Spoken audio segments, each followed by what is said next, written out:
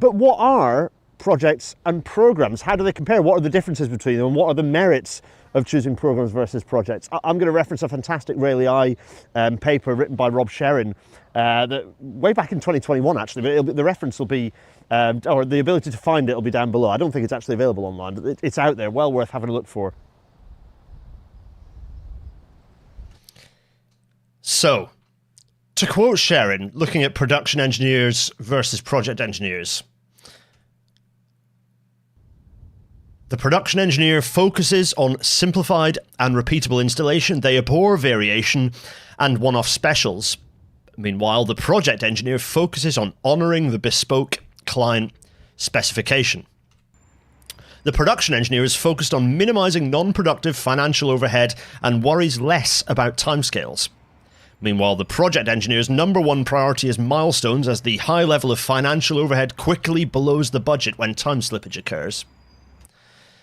The production engineer embraces mistakes as it informs process improvement and drives tomorrow's efficiencies through proven tools such as Six Sigma and Kanban, Japanese production line jargon alert.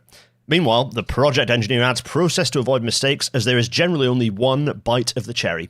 The lessons of any mistakes are lost between projects and often repeated next time.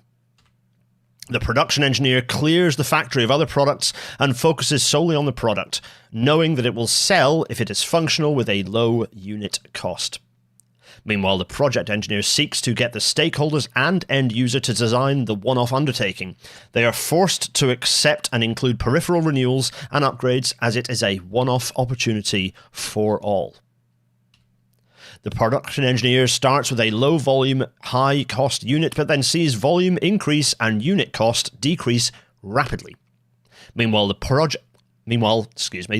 engineer starts with a budget and a contingency sum, and then justifies a reauthority and uplift of the original budget, brackets over and over and over and over again. The production engineer starts with the simple scope and deals with the more challenging scope once the production line is efficient and stable. The project engineer must deal with the scope as it arises and the plan dictates. The production engineer is content with being very good at a small range of tasks and is motivated by eliminating waste. Meanwhile, the project engineer is excited by the variation in the scope and novelty of the project. The production engineer seeks to build a core resource that gets very good at design and installation, while supplementing the core resource with specialist contractors for more challenging scope or one-off volume peaks. The project engineer contracts all aspects of the project and it is a one-off undertaking. The procurement process is informed by the project ahead, not the performance of the past. The production engineer cares little about the form of contract, as they only build further commitment in the light of outturn volume costs. They commit small but frequent packages to the supply chain and maintain both collaboration and competition throughout the program. Meanwhile, the project engineer believes that the form of contract is a key to success and that a single commitment will lock down the best price. The production engineer believes in long-term relationships with suppliers and integration of efforts.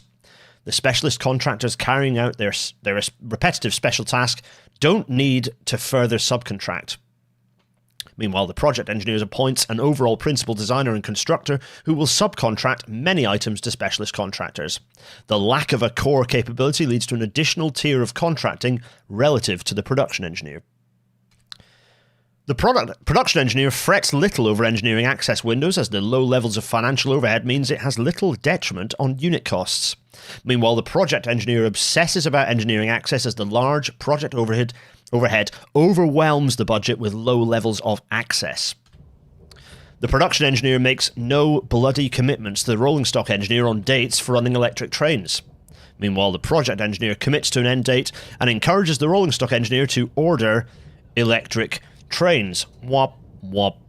There are so many more benefits to following a programs-led, a production engineer-led approach rather than going for discrete projects.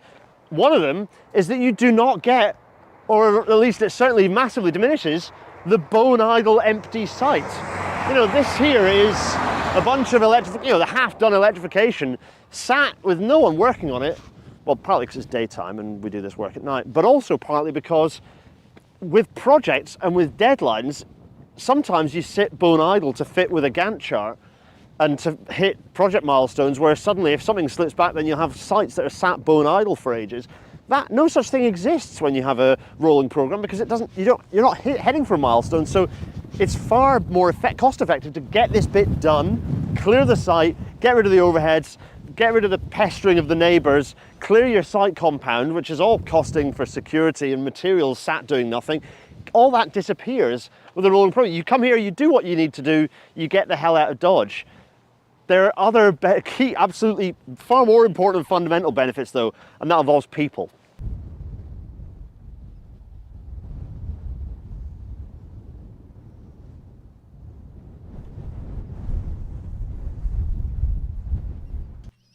Yes, of course, with more confidence in the long-term pipeline of work, the supply chain can invest in processes, machines, and crucially, staff. As well as being better paid, workers can get more confidence in their own roles and futures, improving their well-being and quality of life. Work gets delivered quicker and benefits are realised earlier, maximising the modal shift potential of the railways with all the value that brings to our lives and to the planet.